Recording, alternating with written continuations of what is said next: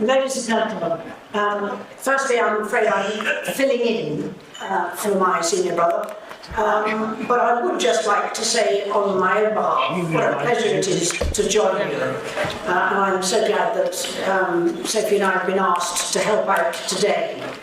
I did have the pleasure of visiting Korea many years ago, and they took me out to the Gloucester Memorial. So I have some idea of the country you're fighting in, but not all of it, and not the weather that you experienced while you were there. When I went to the Winter Olympics a few years ago, it was only -14. But they did stop some of the sports. Now, I'm here to deliver a message from His Majesty, so I must stop distracting myself and you.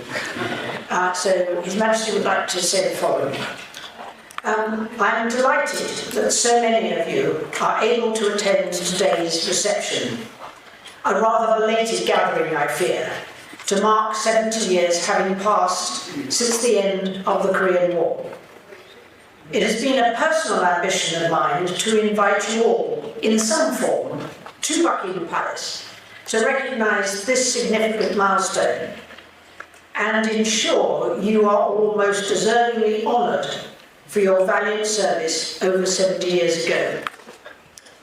You might therefore imagine how particularly disappointed and frustrated I am not to be able to join you all in person.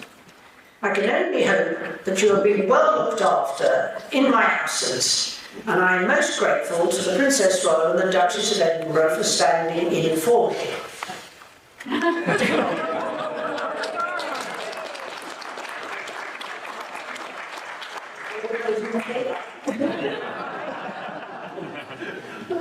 As you will know all too well, some 60,000 British and 50,000 Commonwealth servicemen and women served in the Korean War, alongside our United Nations allies.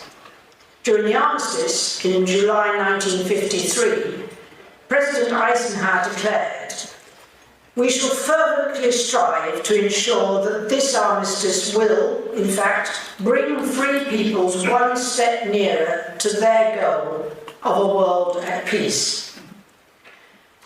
Thanks to those of you present and those you fought alongside, the free peoples of the Republic of Korea continue to experience democratic liberty and have proudly preserved peace ever since.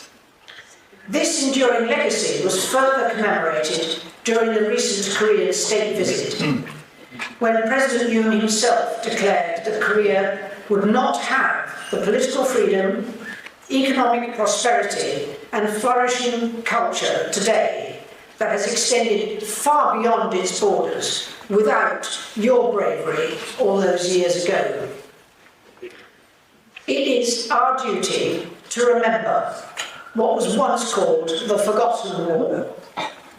Next month, like every year, your fellow veterans will meet in Seolmori, Kapyeong and Busan to commemorate the battles of Injin and Kapyeong, and to remember those who fell in the service of the United Nations Command on the Korean Peninsula.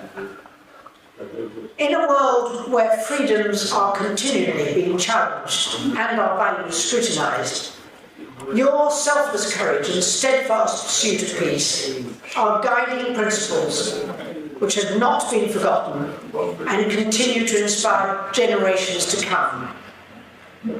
We salute all those who remain among us and offer our most heartfelt and undying gratitude for those who have gone before.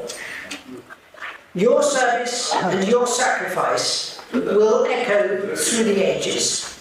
Thank you.